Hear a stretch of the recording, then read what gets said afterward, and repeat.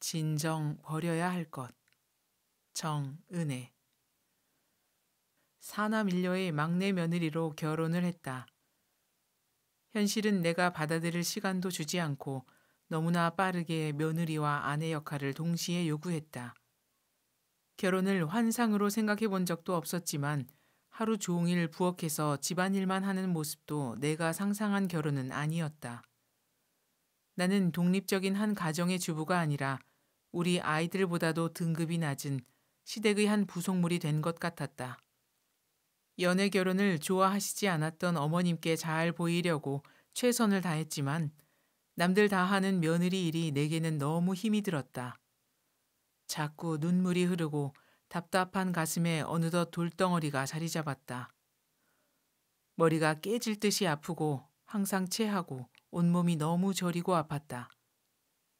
아침에 눈을 뜨면 어제와 똑같은 하루가 시작된다는 것이 끔찍했다. 하루하루 산다는 게 그냥 괴로웠다. 다른 사람들에게는 쉬워 보이는 일상이 왜 이렇게 힘이 드는 건지 일 못하는 나만 자책했다. 어머님은 늘 내가 제일 편해서 그런다고 하시지만 나만 무시해서 그러는 것 같아 섭섭함이 밀려왔다. 누가 하라고 한 것도 아니었는데 착하고 어른들에게 잘하는 며느리라는 내가 스스로 만든 틀에 치이고 있었다. 그러던 어느 날 어머님과의 전생을 봤다. 허리가 굽어 똑바로 걷지도 못하는 병든 거진 오파가 나다. 평생 너무나 고단한 삶을 산 모습이다. 아들과 며느리는 갑자기 죽었는지 보이지 않고 젖먹이와 겨우 기어다니는 고만고만한 4명의 손자들을 천막 안에서 키운다. 그날도 구걸을 하기 위해 어느 부잣집 마당에 들어서자 풍족해 보이는 마님이 나왔다. 내 모습을 보더니 눈살을 찌푸리며 적서는커녕 재수 없다며 빨리 나가라고 옆에 있던 요강을 나에게 던졌다. 둔탁한 놋그릇이 이마에 부딪히며 이마가 찢어져 피가 흘렀다. 가누기조차 힘든 몸을 추슬러 돌아와 자리에 누웠다. 더운 여름이라 그런지 상처가 난 곳에 진물이 흐르기 시작했고 상처가 곪기 시작하자 아파서 꼼짝할 수가 없다.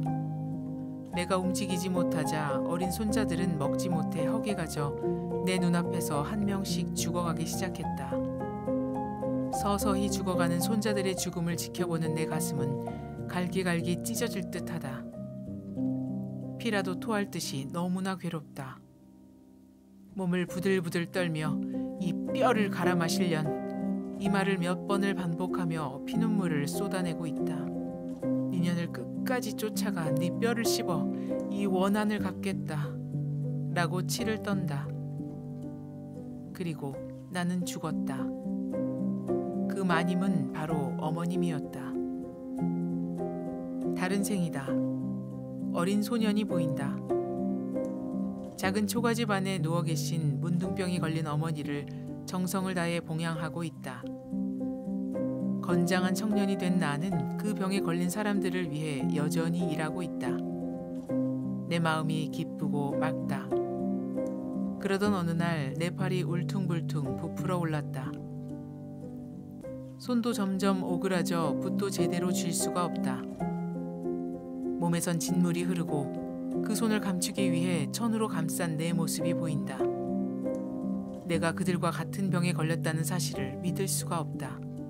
너무 고통스럽다. 내가 그들을 보았을 때 가졌던 아름다운 마음은 가진 자의 여유로움이었던가? 내가 그들과 같은 처지가 되었다는 건 도저히 용납이 되지 않는다. 이젠 사람들도 나를 짐승 취급한다. 내 고통은 그들을 향한 분노로 바뀌었다. 나를 쓰레기 취급했던 그를 칼로 죽였다. 그 피를 내 몸에 바르고 몸은 삶아 그 물을 마셨다. 나는 이런 모습이어서는 안 된다. 어떤 방법을 써서라도 내 병은 나아야 했고 나를 모욕한 그를 용서할 수가 없다. 그러나 내 모습을 회복할 수 없었고 절망하여 스스로 목숨을 끊었다. 그는 지금의 어머님이었다. 손자들이 눈앞에서 허기져 서서히 죽어가는 걸 지켜봐야 하는 그 고통 속에서 가진 자의 그 마음을 증오했고 세상을 원망했다. 누구라도 그랬을 것이다. 업보의 두려움을 모르고 마음속에 원망을 새긴 대가로 어머님과 나는 한 번은 피해자로 한 번은 가해자로 인과를 반복하며 원한과 증오를 쌓아가고 있었다. 그러나 원망과 증오는 또 다른 원망과 증오만 낳을 뿐이었다. 그것이 이 세상의 법칙이었다. 고부간으로 만난 현생은 원망과 증오를 다시 주고받도록 아주 정교하게 만들어진 각본의 일부였다. 나는 착한 며느리이고 몸이 아플 정도로 최선을 다했다는 생각이 가득했기에 어머님의 한마디 한마디가 섭섭했다. 잘하는 며느리라는 칭찬을 듣고 싶은 한마음만 내게 없었다면 그렇게 무리해가면서 완벽하게 잘하려고 애쓰지 않았을 테고 몸이 아프지 않았다면 어머님을 탓하며 나 자신을 괴롭히지도 않았을 것이다.